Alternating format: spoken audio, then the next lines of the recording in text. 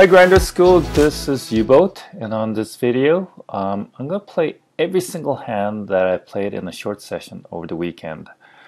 What you have to keep in mind is before this session I was playing a fairly aggressive session of 100 PLO, and what you should do is when you try to play a dramatically different stake, especially from like 100 PLO to 2 PLO, you should definitely take a break, like 15 to 30 minute break, just to set your mind and just be aware of the type of players that you're going to be playing against, which I failed to do on this session in the beginning. When you play 2 PLO, there's no need to be very aggressive. There's no need to isolate every limper, but we'll see what happens on this video. And another thing to note on this video is that once we realize our mistakes by being over aggressive, or once we identify certain players as a definite fish, we want to adjust our play. We want to try to be in position. Hopefully we are, and I think we will be in this video. We want to play as many hands possible, and when you do that, your stats going to look pretty crazy. You're going to look like a total aggressive maniac. But don't worry about it, because what you're trying to do is you're trying to maximize your value against these fish, and you're trying to get their stack before anyone else has the opportunity to do so. And you see a lot of so-called regulars at these microstakes. There is a fish at the table, but they don't do anything about it. They just play their nutty hands, and that's what they do. And I know, like in the beginning, when you're learning PLO, you should start with the strong starting hands, and that goes for, going from 2 PLO all the way up to even 50 PLO. But once you find your mark, once you do find those players who have, like 80, 0 or 75-40 kind of VPIP PFR stats, you want to play as many hands with them and adjust to what their range may be. Okay, and that's difficult to determine what their range is, but these players at these stakes, especially 2-5 PLO, are going to play any kind of trashy hands and call you down with a lot of trash. So let's see what happens, and hopefully you can take something out of the video, and I'll kind of go over some of the main points again. Okay. So when you look at this first hand of the session, what is it? We can see that this player Elise is not fully stacked, so he's an automatic fish, so automatic target. And even these other players, I would set them as a target too, because players at 2 PLO are pretty bad. So let's see how this hand progresses. So we have a 10, Queen, Ace, 7 suited to the Ace. It's a very decent hand. It's a hand that I'm going to raise against these players. And, it's okay to, if someone limps, it's okay to limp call. But I think for me, I tend to raise and see how they react to me, especially when they limp. And if they call, and I want to see what happens on the flop. What I'm going to do is, no matter what kind of flop it is, I'm going to bet. Depending on whether it's a dry or wet board, which I shouldn't really care at these lower stakes, but it's just a habit that I have these days. And what I'm going to do is I'm going to raise any limpers and, bet any flop and see if they fold or not, and see if we can get any tendencies right away from the first hand. So this Elise, the fish, limps on the button, which is a huge mistake. He should be raising at least minimum, 4 cents or 5 cents. And small blind Liam, the fish, is going to call too. So it's okay. There's nothing wrong with calling this limp. Just checking back. But let's see how they react. So I definitely raised full pot, and at least the fish calls, and Liam folds. And it's limp folding is pretty bad. But sometimes when you're out of position, say you want to see the flop cheap, it's not too big of a mistake. Okay. So now we have a very dry board, deuce, 10 deuce, rainbow. We do have top pair. We're definitely going to bet this.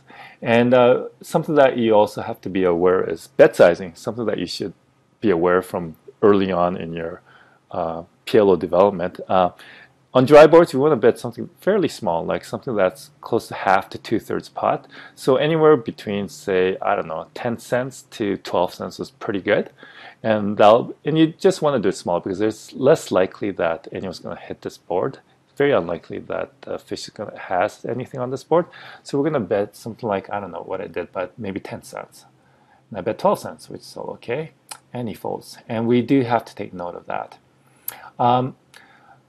With the fish, I would definitely take notes. Like on the regulars, I don't take notes too much. Like fish, like if they limp, call, and then fold the flop, that's something to take note of.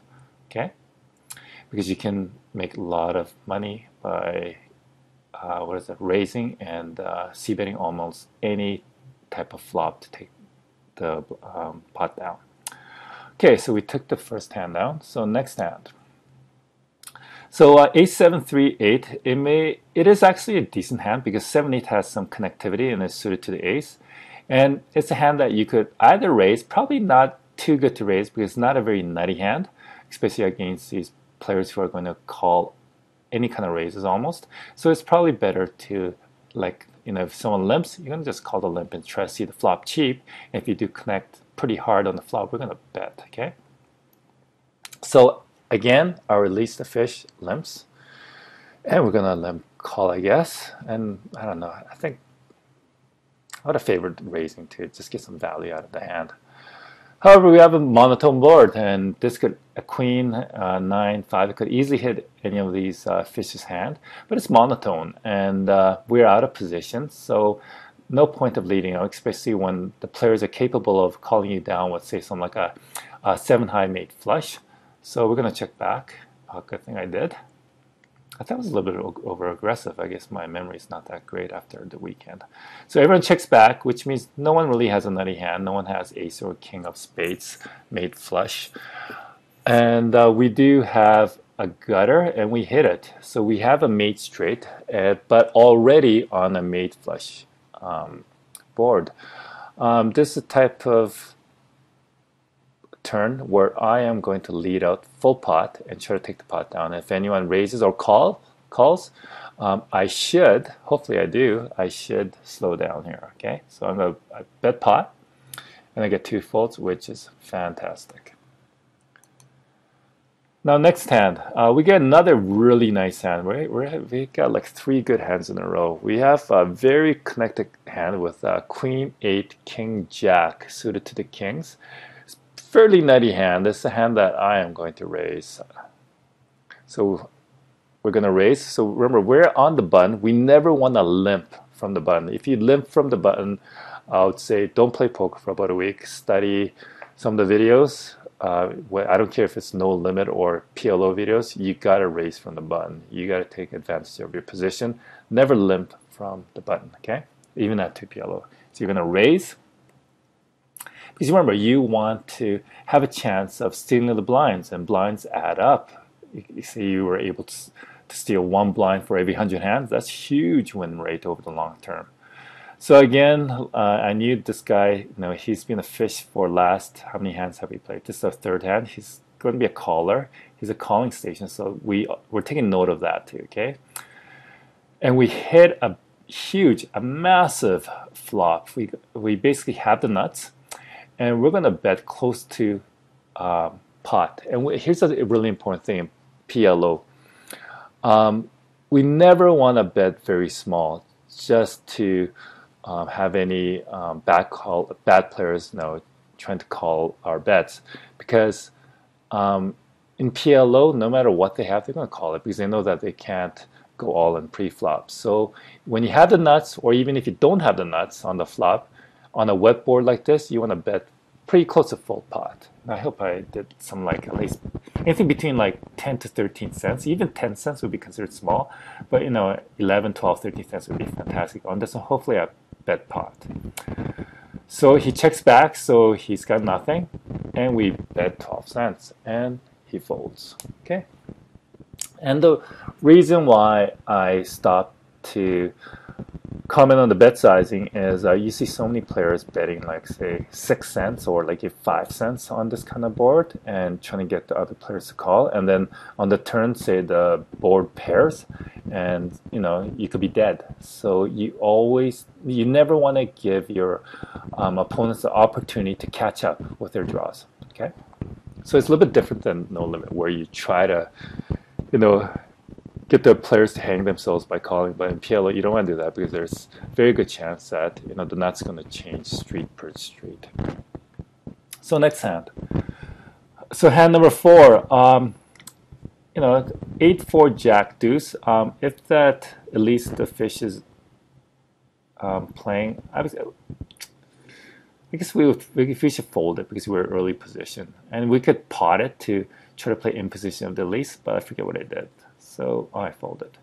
But let's observe what happens. So again, Elise, like always, he's the limper, and guy in the Liam is always the limp caller, and that's fairly, it's kind of a wet board, and Elise should bet it out. Whoever's going to bet is going to take it. And yeah, well.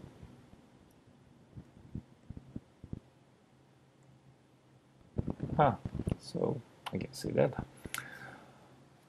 Nothing really interesting. All we know is that Elise is a fish. We know that right away. He's calling down with like 7-7. What's he going to do on that kind of flop, right?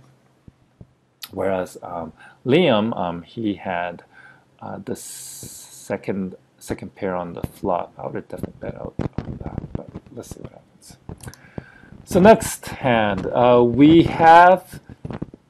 It looks like a pretty hand, but it's not a great hand, but it's very well connected and it's suited. And if we do have an opportunity to play against Elise, we are going to play this hand. So let's see what happens.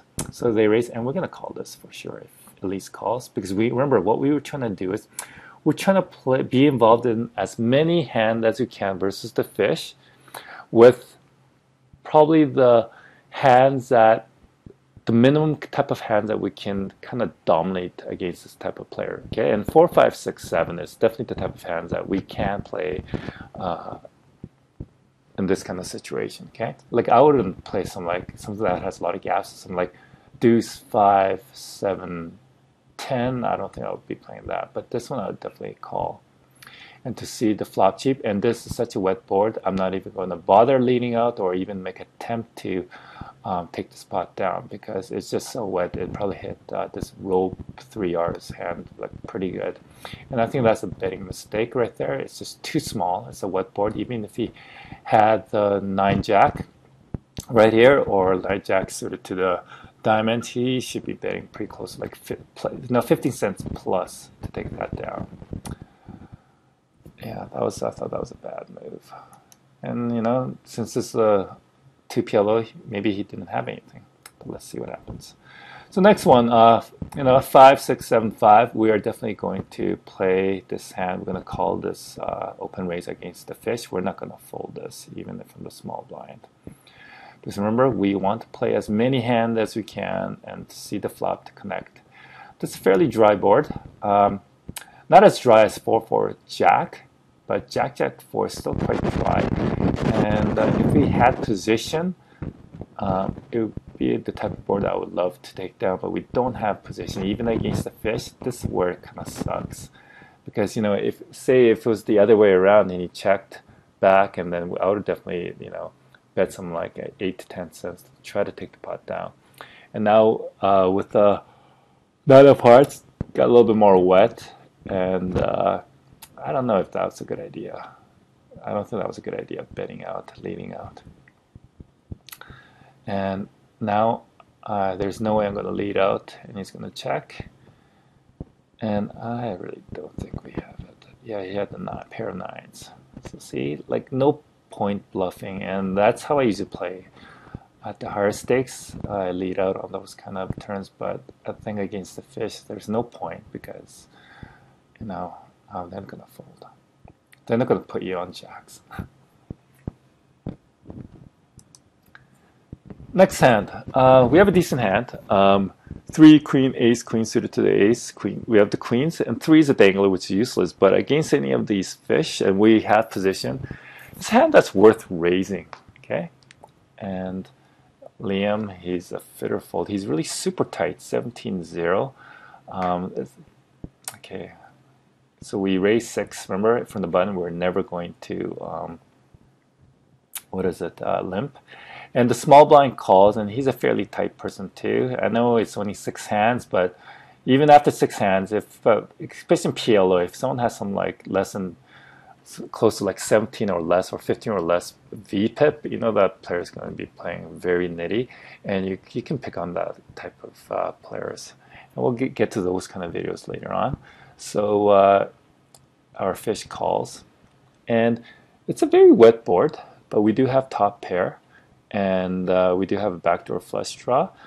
It's a type of hand that I'll definitely bet out to take the pot down. So he checks. We're going to bet pretty good. 14 cents okay, but I'd rather have 15 cents plus. So folds, and he calls. And then now we do have a flush draw. I'll definitely continue. Oh, and he leads out. Here's the important thing. When a fish like this leads out, they have the nuts. They probably have 2-4. And 2-4. Yeah, 2-4. Even if you had like 2-4 XX, and we do have top pair and a nut flush draw, we are going to be pretty far behind. I think we're going to be something like 71-29.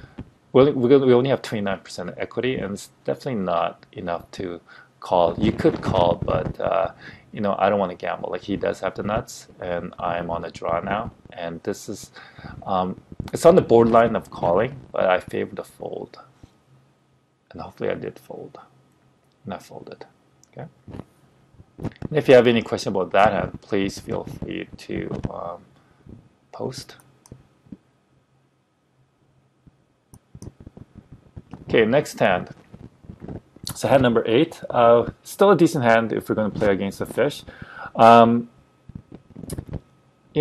you're at the early position and your target's in the small blind or big blind, you do want to raise full pot so that hopefully by raising full pot, the Rob 3R is going to fold out and we can play in position against the fish. Now let's see what I did. So I raised, well, not full pot, almost pretty close, 1 cent short of full pot. And everyone folds, which is also a good result. Next hand, it's okay. This is still a decent hand to play against the fish. So I'll bet he limps, and we're going to limp call. And I think this is where I start adjusting. I realize, if I raise, all the other players are going to start calling my raise. So this is where I start calling all this limp and see the flop cheap and start getting value when we hit the flop hard. So and it's okay to raise that too. So ace-4 deuce, it's still a very dry board, but if anyone leads out, we're going to fold. There's no way these players are going to bluff this kind of board often.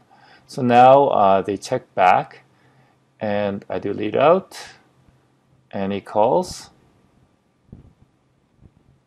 And I'm going to check back here. Like, that was definitely a bluff. And if he has ace, and we took it down with our tens.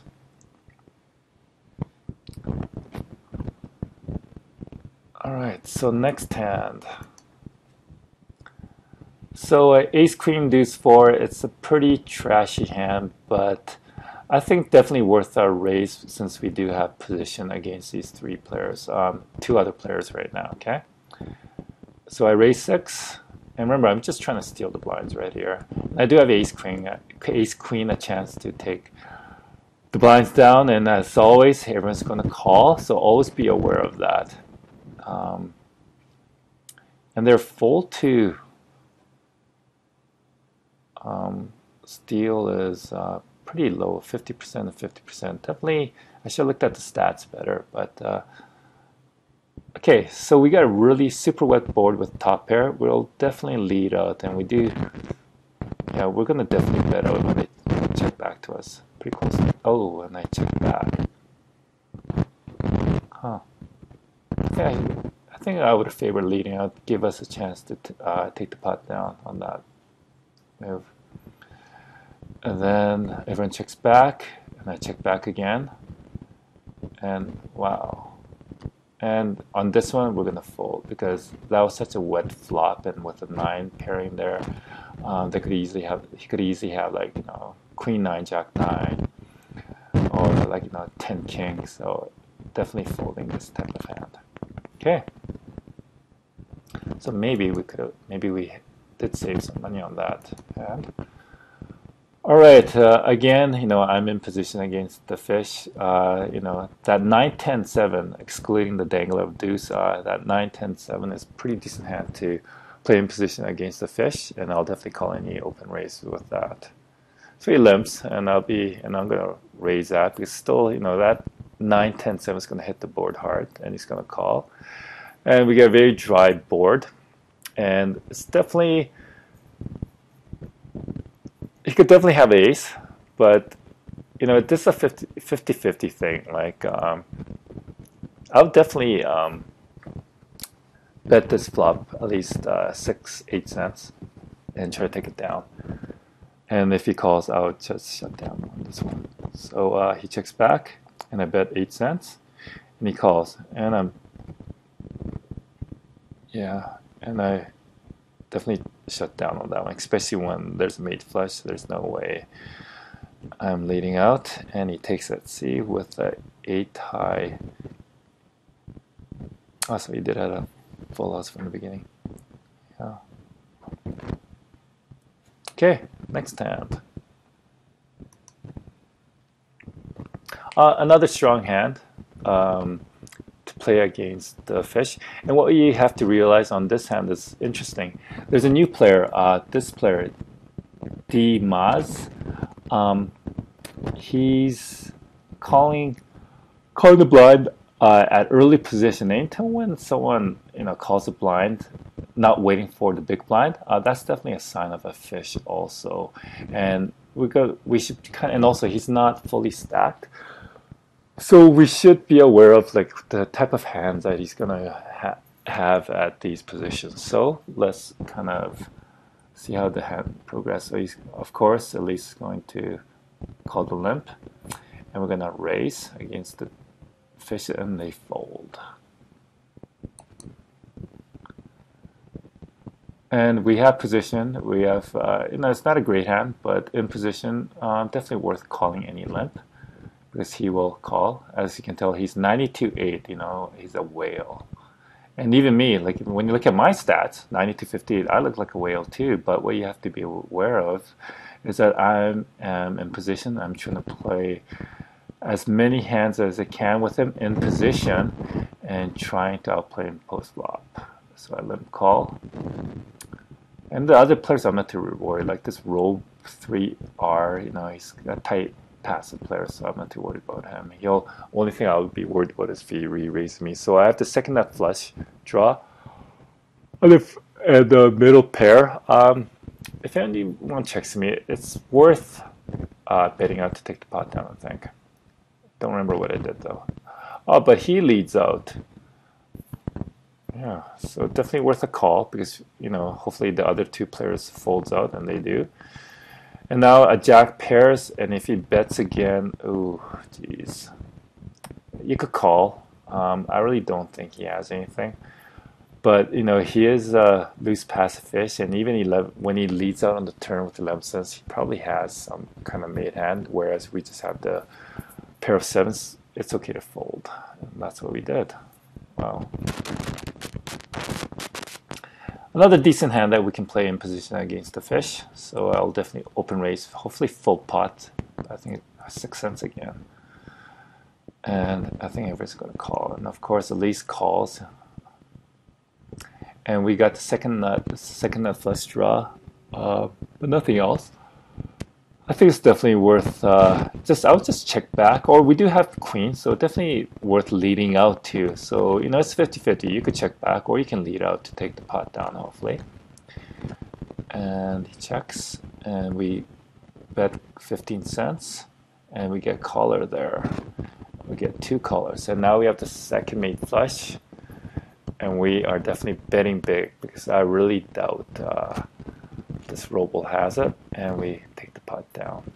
So something you do have to be aware of. It is a gamble, betting out with a second nut flush. And when you do bet out, you can't bet small on that kind of turn because there is a mate flush.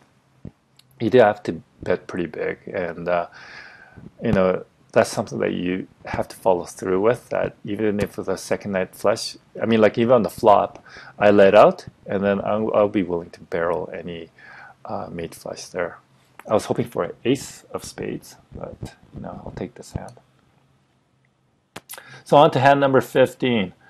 You know, 4-2-7-5. It looks pretty brutal kind of hand, but you know, we do have position against a fish again, which I am constantly reminding you guys. I'll be happy to play this in position against them. So he open raises, and I think we'll be folding. Yeah, because when that guy open raises at early position, and let's see how position aware he is. Probably not. Well, you know what? He hasn't raised from early position or middle position at all in the 14 hands that we played. Or is that 14 hands? I forget. Yeah, well, 15 hands. So definitely a good fold there. Whereas cutoff, yeah, he's kind of sporadic. He's just playing his nuts. Whereas, like, since I open his, let's just open mine. Whereas me, as you can tell, although I have 93.57 VPIP, my early position, middle position, I haven't raised anything at all. But as it gets late in position, like the cutoff and the button, I'm 100%.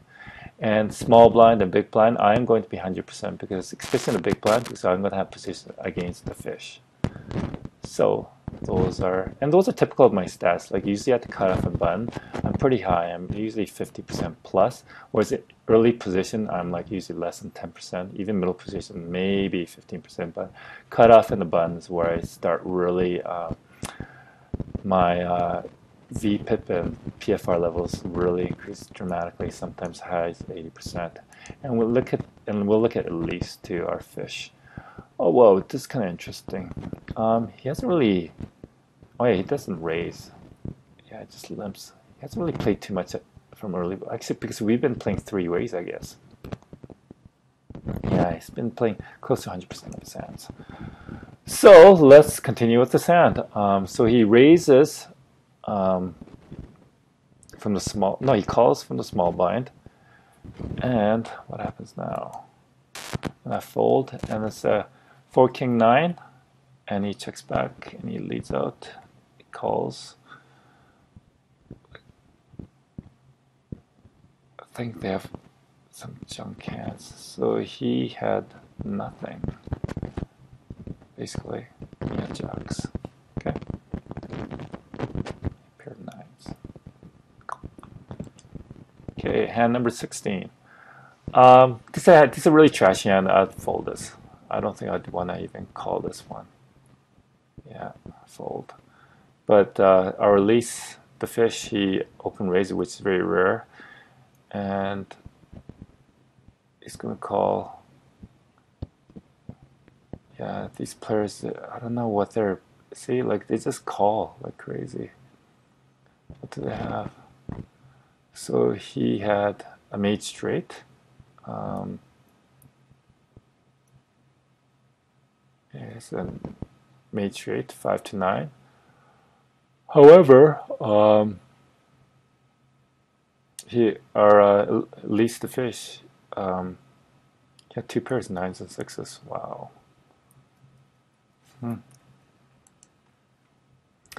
So now again, 3, 5, 4, 7. It looks junky, but we're in position. I'm going to definitely call any open raises or any limp calls. I'm going to call any limp, especially since we know our fish is going to be playing this. So 7, 7. Yeah, we're going to call. And everyone's... And this is a horrible flop for us, and we're going to fold this. And he raises. Wow, we haven't seen him raising like that before, so they're going all in. Okay, so he had a 9 high flush. Ooh, and he had the nuts. Wow, he had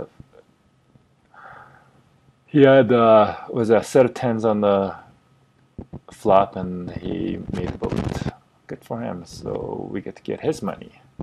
That's what we want. We want him to win. Whenever we're not in a hand, we want our fish to win as much money as possible so that we can take those stacks from him. So we got a really decent hand, double suited aces. And again, at least the fish open raises from early position. Even though it's a min raise, it's still considered open raise. So we're definitely going to try to isolate him by 3-betting him. And we go flop multi-way, and we get, it's not a bad flop. We got still the aces plus flush draw and a backdoor flush draw, which gives us, okay equity against these players. And we're definitely going to, okay, he bets pot. Now this is pretty interesting. When he bets pot, I'm putting on him I know it's less likely that he has ace-3, but I do have to put him on ace-3 or 3-6. And against a mate straight, and we have the aces and the nut flush, we are a slight dog. We're probably like 40-60 versus him. And we do have enough equity to call. So we're going to definitely call. And then now we know that he's going to jam this one. And when he jams it, keep in mind, I'm putting him on him with ace-3 or 3-6. And, our equity hasn't gone down that much. You think that it would increase, but our equity decreases right now since we are on the turn and there's less equity there.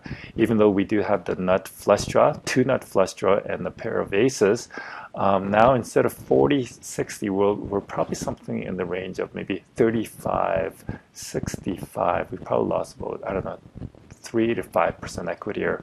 But we do have the pot odds to call, and he can only put in $1.27, which is maybe 2/3, maybe 3/4 pot, and we do definitely have the pot odds to call this one, and we are going to make a call for the stack. So we call and blank, and he had ace-3. On the, flop, we had 40% equity, and on the turn, we probably had some like 35-37% equity, and we do have pot odds to call, and we do have to call for stacks on this one, okay? Especially when we have aces plus, especially with a flush draw to the nuts, 2 flush draw to the nuts. So although we lost a big pile of stack to the fish, we shouldn't feel bad about it, and we shouldn't be tilting about what just happened. So on to the next hand. So now we have a queen 6 ace 10 out fold, but you can also open raise to isolate the fish, and then I guess that's what I'm trying to do. So everyone calls, so we do have position against both players, and jack 2-3 pretty dry flop, and when he bets, we gotta fold this one. He has made hand. It's a short stacker, so we fold. And this is a new player, he's just sat down too. So next hand we have ace jack 6 deuce. We're gonna definitely play in position with this hand against the fish. And let's see if we get a limper. He calls a limp, and we're gonna call it. And it really didn't hit our flop very hard, whereas I think it really hit our opponent's range. So we're gonna check back, and we're gonna fold to any bet, and where there's no way we're gonna lead out on this kind of board. We do have 2 pair, but there's a mate flush. Ooh. We'll check back, and hopefully we take the pot down, and we do. Good.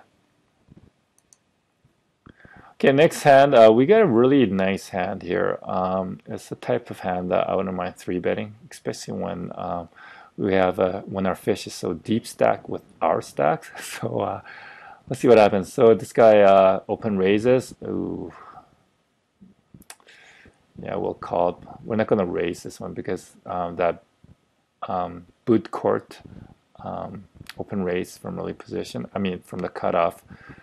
And we see a multi-way, and we don't really hit this really well, so we're going to just fold 20 bet. Yeah, that's a fold. Let's see what happens. Everyone checks back, and they don't have anything. Huh. Okay, so good. I'm glad he won. So more money for us to win against them. So remember, every time when we're not involved in the hand, we want our fish, our target, to win as much money. Eh? That's what we want. Oh, we're definitely calling this hand in position against the fish. And again, we see a multi-way. We have the middle pair, but we do have a gutter to make a straight.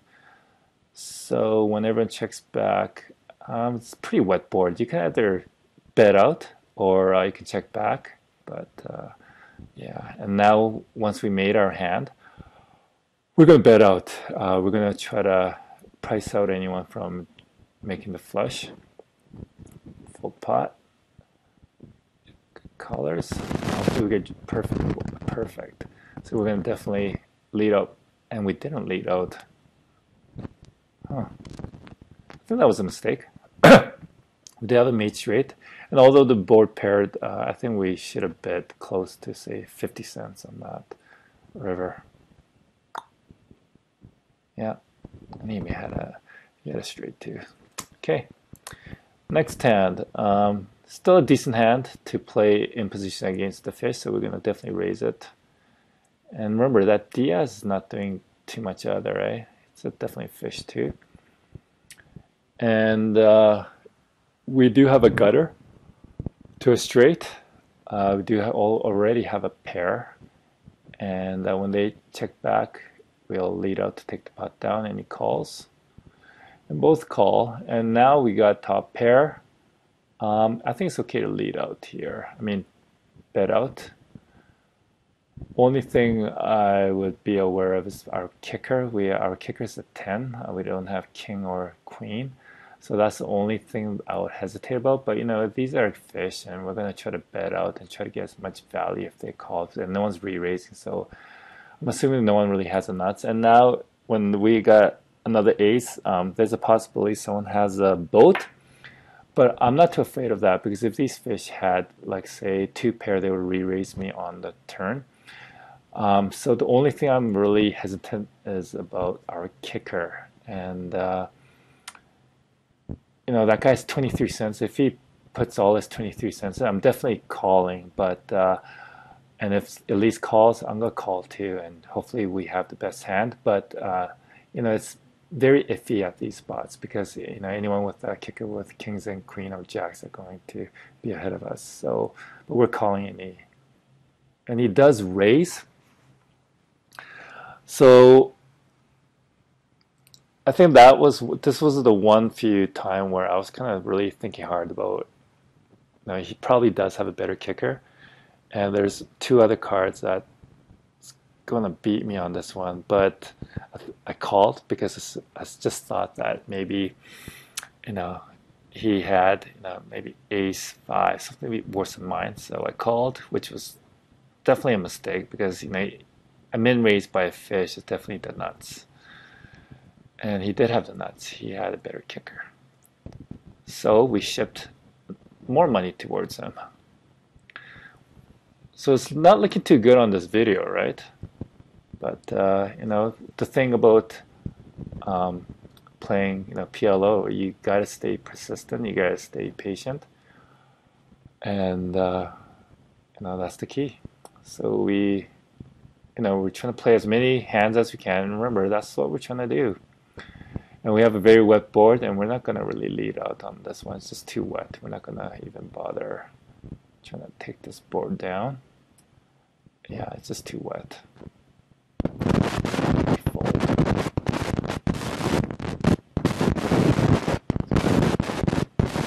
Straight. Okay, pair straight.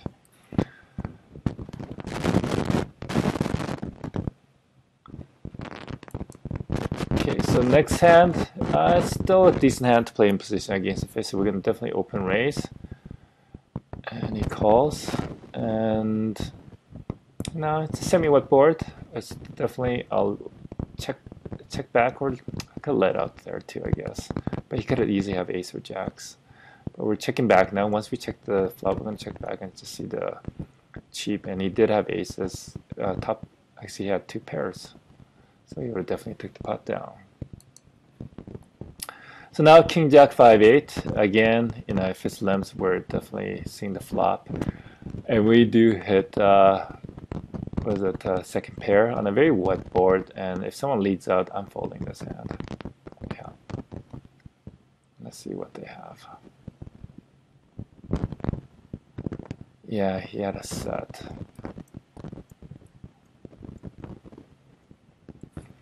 Oh, so he's doing pretty well. So we got a junky hand. So we're gonna fold that. Let's see what they have at the end. So, okay. And you gotta watch that Diaz. He's been betting a little bit smallish on the river, so that's something I was taking note of with Diaz, because, you know, just in case if we do play heads up with him, we kind of know his tendency. So we got top pair, you know, semi-wet. So I'm definitely gonna bet out to take the pot down. And he calls, and they call. But then now I do have a flush draw, and sorry, I had a set on the flop. And plus a flush draw, I'm going to definitely bet pretty close to 50 cents, I think. Well, pot, I guess. And he calls, and they fold. And now what I'm going to do is I'm going to just get a rest of his 17 cents, because I think I do have the nuts with my set. So 27 cents, and he calls. What does he call with? Yeah, I just had aces. Okay. So we finally got some decent winning, and that Diaz, he didn't sit out. He didn't leave the table. He was just sitting out. We're definitely limp calling this hand. We're never folding against him. We're going to try to see every flop against the lease. So we lead out on the dry board, and then now we're gonna slow down. He's gonna there's no way he's gonna, and then I think we have this. Yeah, it's queens. So, you know, although I didn't have the nut flush, I'm going to bet out 10 against the fish. Okay, so we took that down. Next hand. So see, Diaz was back. He reloaded, not full, $1.67. Jack 3-4, not a great hand. Definitely we're calling their limp. And, you know, it's kind of a wet board. And I'll definitely check back. I think my jacks are good. And now when hit the boat, we are definitely betting full pot. And fortunately, everyone calls. And hopefully someone made the nut flush. And that's what I was praying for. And we'll see what he calls us down with. It's 2 pairs. No, the flush high. Okay. So we know that he doesn't re-raise without the nuts. So we raise from the button 3x, remember, another limping, semi-limp. And we do have a gutter and a backdoor flush draw, and definitely worth leading out. It does hit, like these 3, 5, 7 does hit its rate. And with the jack, he checks back. We're checking back. And now we have the trips, and we're definitely taking the pot down. Okay. So now we have deuce, ace, 8, 9. Not a great hand. I think better to fold, yeah. Good. So, and remember, when these other players are playing, you want to pay attention to, you know, what they're doing, you know, what their tendencies are. We know that D-Mass tends to bet on the river. So let's see if he does the same here. No, he didn't do it here. I guess it was just too wet for him too. Okay. Okay, now we have an awesome hand suited to the ace, ace, jack, ace, king, jack. We're definitely going to re-raise. We're not afraid to re-raise, even if they call. We don't care because we're gonna hit the flop so hard. this kind of hand, and we do hit it hard. We hit the, you know, the nuts. So we're gonna bet pretty close to pot on this one, 26 cents. And he does a funny thing here. He re-raises, and I'm thinking, oh my god, like this is like a dream. Like this is a chance to get his whole stack. So we're not gonna slow down here. We're gonna re-raise pot, and that's what we do. We're just trying to get our stacks in as fast as possible before anything bad can happen. So he repots, and we're happy to pot. And we just let the board run out, and we got a huge stack, pretty close, almost 400 BB stack. So we got all our money back and more. So, but that's not the end. So next hand, so we got 3 queen 4-8. The reason why I didn't leave was the Solis wasn't leaving. He still has full stack, and Diaz is looking really fishy too, and we want to get his stack too, or try to get as much money out of both of them, whereas it's more difficult to get D-Mans because he's not playing as many hands as Elise the fish. So we're definitely gonna see the flop really cheap, and we have the third bets with queen high flush draw, so we're gonna definitely keep the pot small until we hit something. And if we end up having a mate flush, we're gonna definitely bet out. And now the board pairs, and we check back, and now we're not going to do too much on this. And hopefully our fish will win. Yeah, and he does win the pot. See, I'm always cheering for the fish when we're not playing against him. So decent hand to play in position against the fish. So we're definitely not re-raising with that kind of hand. 8 kind of sucks. We got middle pair, which is not that great. Yeah, we led out because we're in position, but I don't think that was a very good idea. Yeah, because we can't. What are we going to do now? Not too much. So we're going to have to check back. Yeah. Just can't do too much. We got to fold to that. And remember, take note of that. Diaz betting really small. Usually he does have a hand, but it's not the nuts. And that's what we have to be aware of. He's willing to bet thin on the river. Okay, he's betting pretty small. So now 4-7 deuce 10. Probably not a hand that I'm too crazy about. So this guy NC, so new player side of the table. Okay, let's go Diaz does. He leads out with 8 cents. 8, he leads out small, so he doesn't have something. It was something that I was kind of being aware of. He folded empty hand. He can Diaz and Elise calls. It's a very dry board, but someone definitely could have queens here. Check. Oh yeah, now someone has a boat. Any pairing hands. And I'm just looking for Diaz to make a move here. And he does a very small bet, and he should fold out everyone. So see, there's something that he constantly does when he's in position. He tends to bet out with a very small bet to take the pot down. He's like risking small to get a bigger pot. So actually not a bad idea, but it's a really fishy move. You know, if someone's aware of that, you know, they're going to take advantage of it. So let's go to the next hand. So a decent hand in position against, not in position, we're out of position against that guy. And this Karimaka, he's posting from the cutoff, so another fish. Although he's deep stack, it's definitely a fish by posting. And he min raises, so I don't know. So we're going to definitely call. And we got nothing, so we're going to give up this flop to any bet. Yep.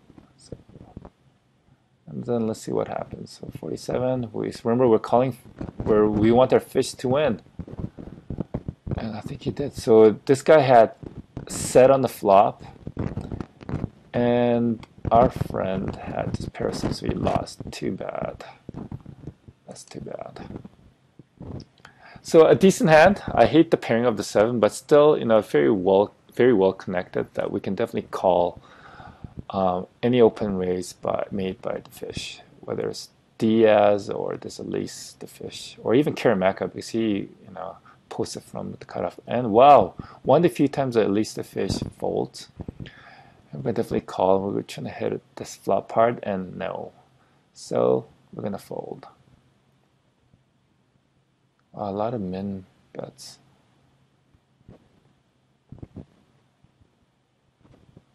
Set 8. Jacks. Cool. Okay, it's an okay hand in position against the fish. And we're going to definitely open raise. Because this NC, after 9 hands, he folds 100%. So he folds, and we're going to, and Diaz calls. And we do have the third nut flush. And this is the type of hand I'm not going to slow down too much against guys like him. So we're going to try to take the pot down. And he calls. And we're not going to slow down here. Oh, we did. Shoot. Okay, now we do have top pair with third nut flush. I don't mind I don't mind calling this. The reason why I called was, remember, he always bet small on the river, and that's why I figured that he didn't have the nuts. He didn't have aces or kings, and he didn't really re-raise me, so that's why I called, and it was a good read. And this is the type of read that you want to start making against the fish.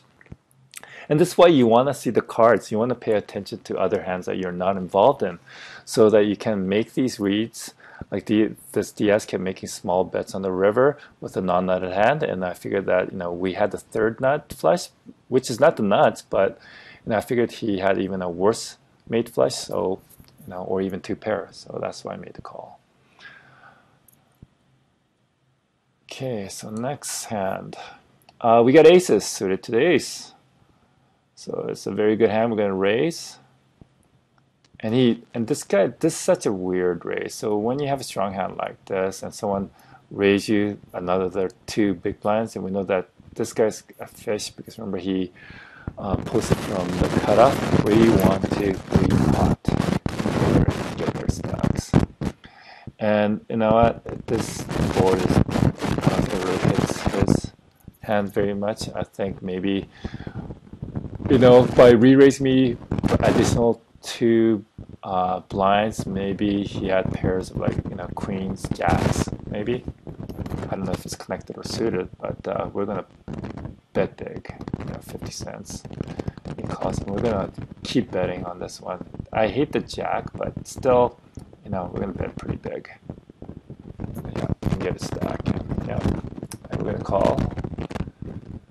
And that was a really bad river. I really thought maybe he had 9 queen or in his hand, but fortunately he just had over pair of kings. And we took another pot down. So see, marking all those fish is really important, so you know how they're going to play based on their tendencies. So now another decent hand. It's not suited to the ace, but it's 10 ace king king. We can get the nut straight draw, the second nut flush draw. We could have top pair, top 2 pair, so many different combination top set. It's a hand that we're not going to fold. We'll be happy to even raise this, and that's what we do against Diaz. And this jointed, I don't think we really saw too many hands against him. So we got top pair, and we got the second nut flush. We're going to definitely be having to bet out. Called. And then, that 7 doesn't really change much. We're going to still bet out. And then he re-raises us. And what we have to realize is this. We just... remember when we had that third nut flush with the queens, he's probably a bit tilted. And like you gotta ask yourself, what is he re-raising us? He didn't re-raise us pre-flop, so he doesn't have aces or kings. Maybe he has the nut flush draw. And that's the only thing that I could figure. So, but on the turn, we raise that turn. We do have top pair, second nut flush. We're definitely, and also a gutter, so we have plenty of equity to call this. We call. It's a blank on the river, and we got a stack. And all he had was top pair. Well, actually, he did have a decent hand. He probably had, some equity, but by re-raising, he really dramatically decreases equity, I think. Because there's no way, based on the pot, that I'm going to fold that. That stack to pot ratio was just too small. And also we did have top pair, and although it was a second nut flush draw, and also we had kings, and also in gutter, we just had too much equity to fold. We're not going to fold that. So we got his stack again. So we're almost close to the end, and we had pretty decent hand here again. So 5 cent, we're going to call. And we have a gutter and what is it? A pair. So we check back. And we're going to call, definitely call to that small bet. And he checks back. And we're definitely going to lead out. Because I think we have it. Yes. So we had a straight. And next hand. So we're almost done. So we're definitely open raising. We're suited to the king. We have a chance of hitting top 2 pair, second nut flush. And we take the pot down. And this is our last hand. It's not a very good hand, but yeah, we folded, and that's the last hand. So, in summary, remember from this video, I hope you understand that when you do have your targets or the fish at the table, you do have to try to attempt to play as many hands as possible against the fish. And whenever you're not involved in the hand, you have to try to look for some tendencies made by these fish, like that one Diaz Maz who kept betting thin on the river with a non-flush, the non-nuts, and also with our biggest fish, the Elise, where he would just limp call any kind of hands. Okay, so just be aware of that, and remember, and look at my stats. I'm almost 45 hands, and I'm 77.43. My VP is 47.43. My what is it? 3-bet is 10%. My C-bet is 79%. My fold C-bet 75%, which is still pretty high. And my attempt to steal from whether it was basically from the button was 80%, and I rarely folded from the small blind. Now pop up that kind of fit into screen. So what is it? So again, at 45 hands, see my VPIP is 75.42, which is just crazy. But remember, the reason why it's so high is we're trying to play as many hands versus the fish, and which paid off pretty big. Yeah, and just be patient when you're with these fish. Sometimes you may lose maybe a stack or two, but you're going to win them back as long as you're patient and as long as they're not the type that's going to run. Okay. So thanks again. So this is Uboat, and I'll see you on the next video. Bye.